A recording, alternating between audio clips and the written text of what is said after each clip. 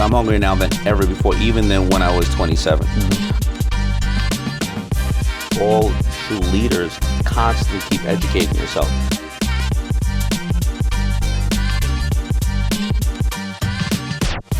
All right. It's an honor. Keep and thank you for crushing coming it. out here for me. My pleasure. You're an entrepreneur, the way you set it up. Hey everybody, Tom Zenner, Jetset TV. We are at NBAA 2023 with keynote speaker Daymond John. Yeah, thanks for having me, Tom. Great seeing you, Daymond. All right, we got the show behind us. Yeah. Have you had a chance to stroll through? No, I'm not. I just walked in.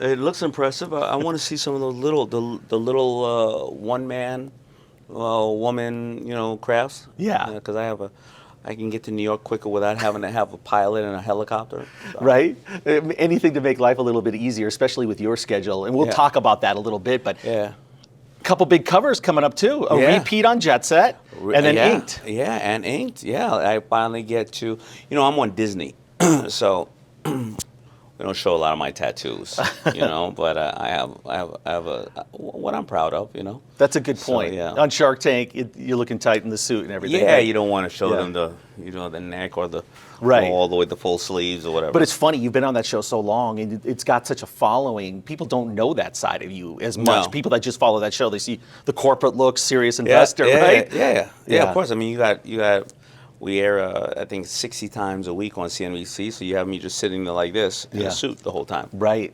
No, and it's so intense, that filming process, too, for that show. I don't think people understand, right? You're grinding it that whole month of June. Yeah, Get pretty comfortable with that Sony lot, don't you? Yeah. Filming, by the time I get in the chair, 9 o'clock. By the time I get out of the chair, it's 7 o'clock, and we have a 1 hour break to call everybody we need to call, go to the bathroom, and get back in the chair and start doing math again. Start doing some more negotiations, tell people they're crazy. Yep. Give them the big no. Obviously, we're at this show, Jetset magazine, a lot of things tie in there. Man, it'd be cliche to say that your life is probably a lot easier, you're more productive because of private jet travel. Yeah. But I mean, let's just talk about it for real, because you've got so many things going on. And if you're flying from New York to Vegas to do this, that's 6 hours, you got to be productive. So what's it like for you when you're traveling? Well, it depends, right? Because I try to go, I book as needed. I used to have, playing here and there, and I found that it got me in trouble.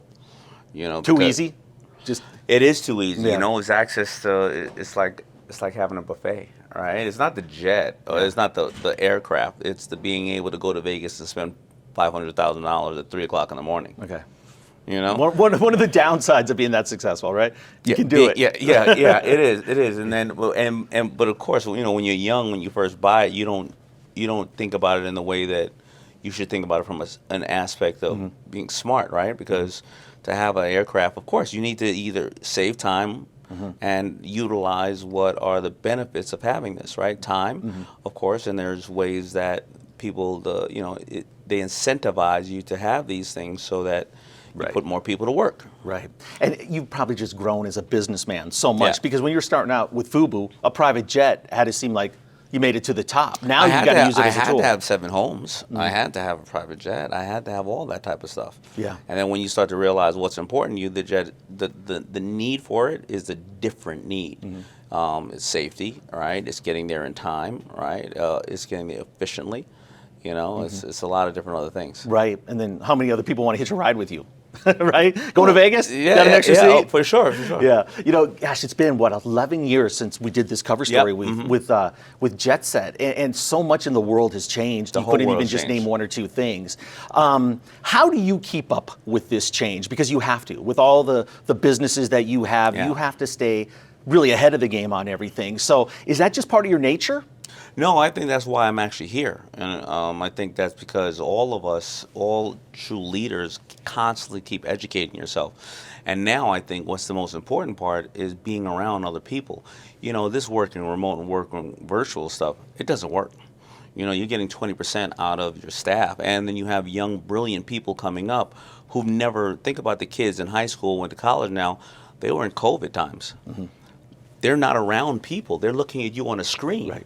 Right? So, listen, in aviation it's a little easier because it's pretty simple. This doesn't take off at this time, or they're very logistic heavy, so you can kind of do that from around the world. But when you're in a world of creative and innovation, you want to think of things. we're pack animals. You still have to be next to each other. So if you're on a Zoom for 1 hour with 30 people, who wants to interrupt the Zoom?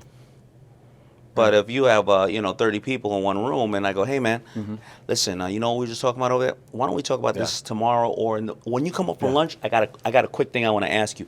You're not going to do that on Zoom. Yeah. No, I'm with you, and you're old school, right? You're an entrepreneur. You got to be in the office. But by the way, when Zoom starts bringing people back like they did, you got to look at that. Sure, but how do you handle it with employees in businesses that you invest in? Do you make it pretty clear? You got to be at the office. You got to work. I'm expecting this, or does it scare you if they're into big time remote work? Well, no. What I'm saying is we keep learning, right? We keep adjusting, and that's why I'm here, right? Because what happens is we no longer are in industries where we're all like in my business. You met everybody you need to know. We were between when I was in the purely clothing, from 42nd Street down to 24th Street. You go out to lunch, you're going to see everybody, you're going to pass by each other's offices and talk. You're no longer doing that. So you're trying to find things like NBAA to see your colleagues, or a mastermind or something like that, where you're seeing people on a continuing basis and not having a conversation. Oh, I think that guy's good or that girl's good, and then you go back, you don't have any data and information to follow up and no working relationship. So you're always tweaking things in business. Yeah. So will I bring my whole staff back? No. Will I bring some back? Yeah. For a little while? Yeah. Will I replace some who can't catch up and have to retrain others? Will I go down and start looking at other talent coming up? Yeah. You have to create a Frankenstein in your business. There's no one answer to it.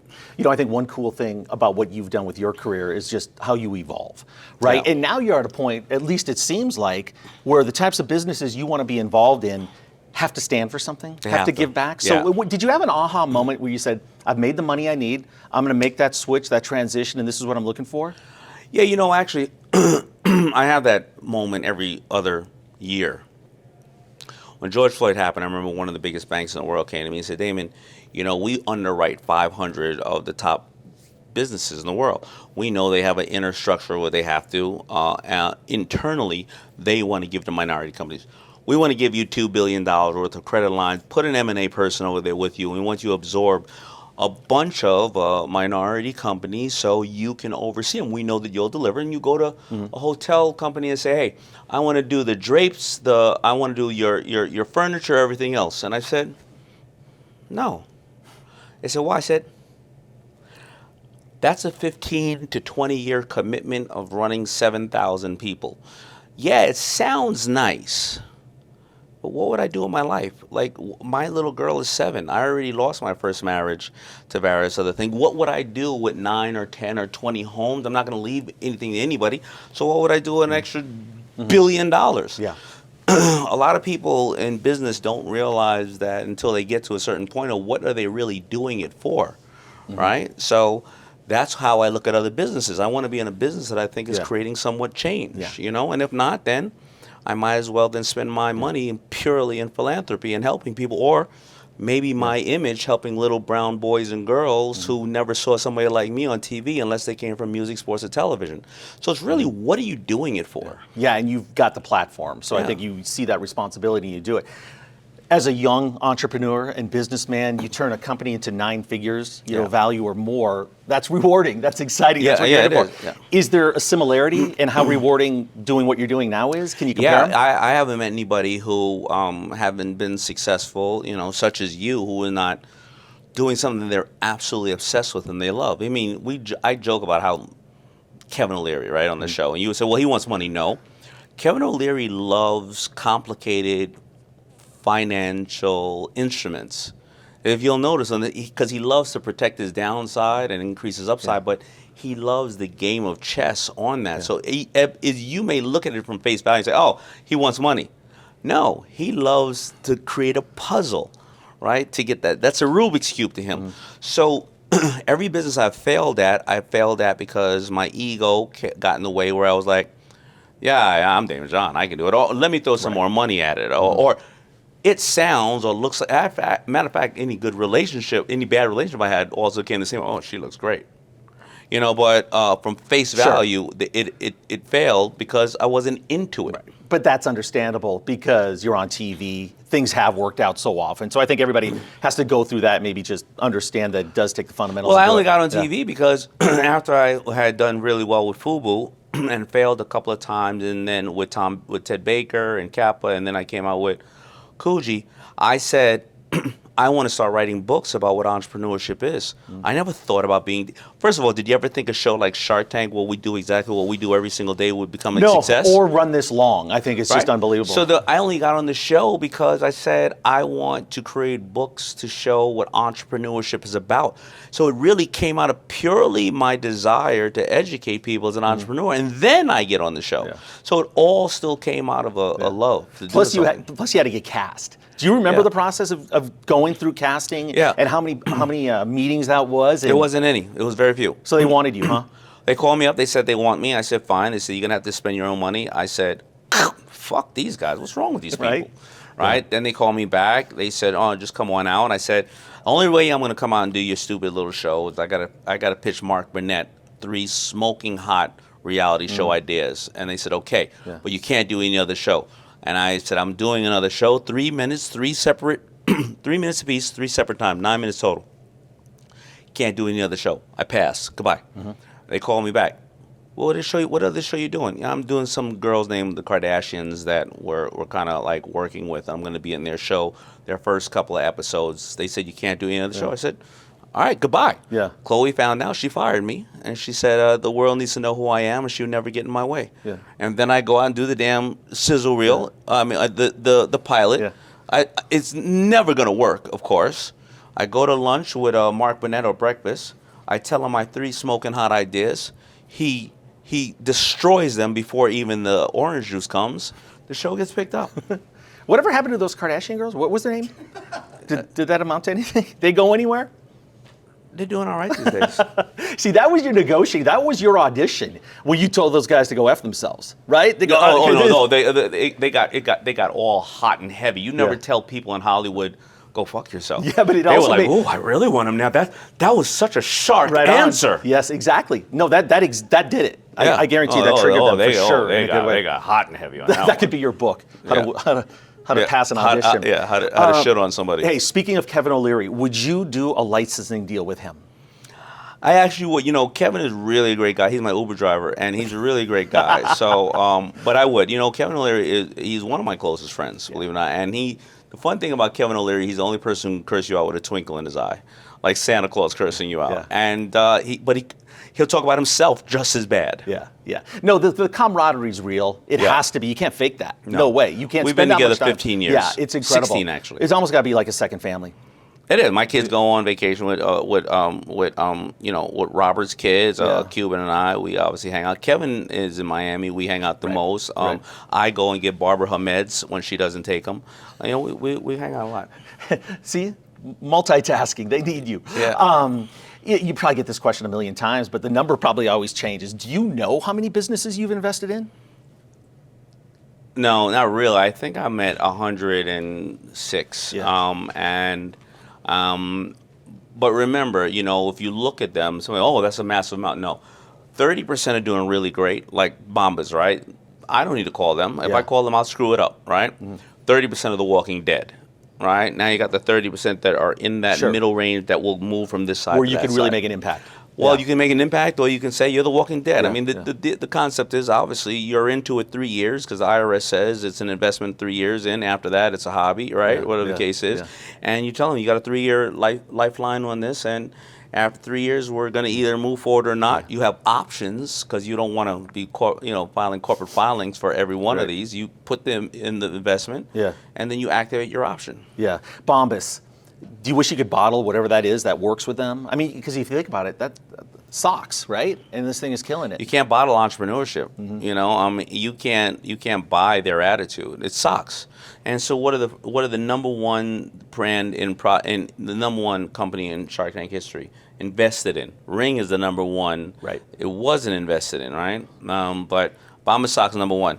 Scrub Daddy's number 2, right? It's a sponge and a sock, right? Bombas will give away, I think they hit the 100 million mark of giving away units, right? So, you know, the number is significantly high when you talk about revenue, but they're literally with their sleeves rolled up in the shelters. They don't just donate, they're there. Right, and that gives you a win, a success story to show that what you want to do going forward can also be profitable, right, and make money. Absolutely, but you got to think about why I was into it. I was into it 'cause I like the guys, but prior to that, before the really social media, I would never, all the money I gave away, I would never talk about it because it was like making money off the hardship of others, right? It's those people who are trying to give somebody a sandwich, a homeless person, and they're taking a picture while that person already feels hungry, has to take the sandwich. Now they're taking a picture. Look what I'm doing, great.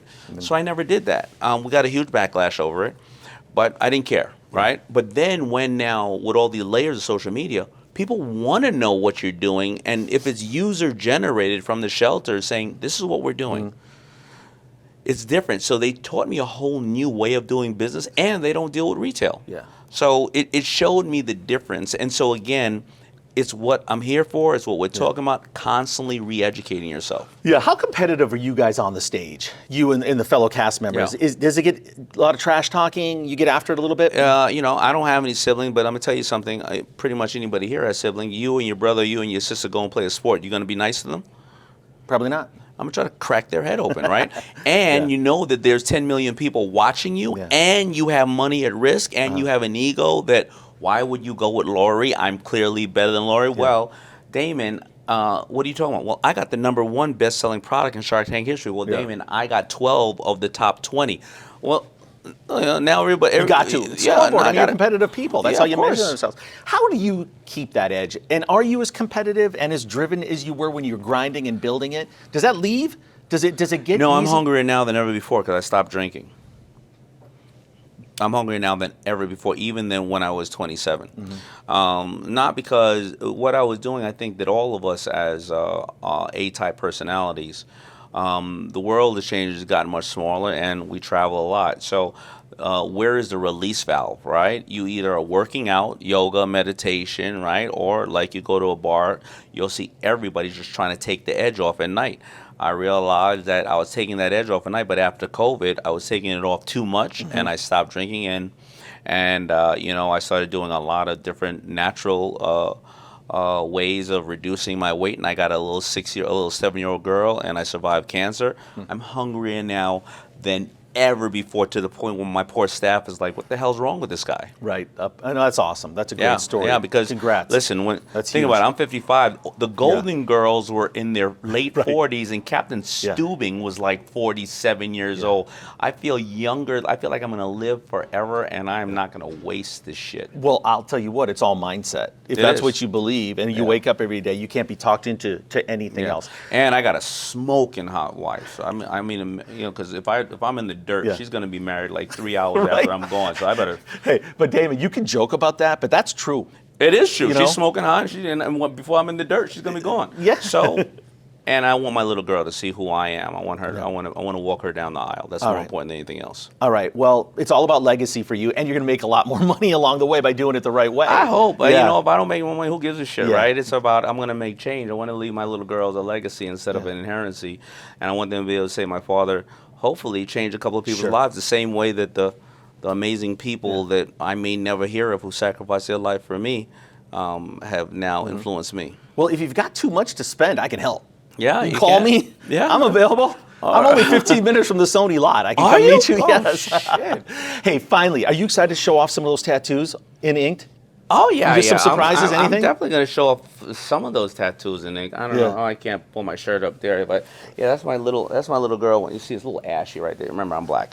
But yeah, Arlo is probably one of the top. He's probably in the top 20, and he does all my art. But he's probably in the top 20 around the world when it comes to this. And his wife is in the top 20 as well, Ryan. So.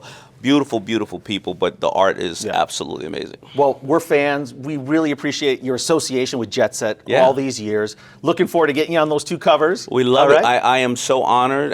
It is an honor, and I love what you're doing for the business community and bringing the insight, as well as now, listen, all our amazing artists, the tattoo artists, and it's amazing. Thank you. It's an honor. Thank you for coming out here for me. My pleasure. Entrepreneur, the way you set it up and just boom, you were here. All right. Always, okay? All right, hey, thanks. The great Daymond John right here. Tom Zenner, Jetset TV.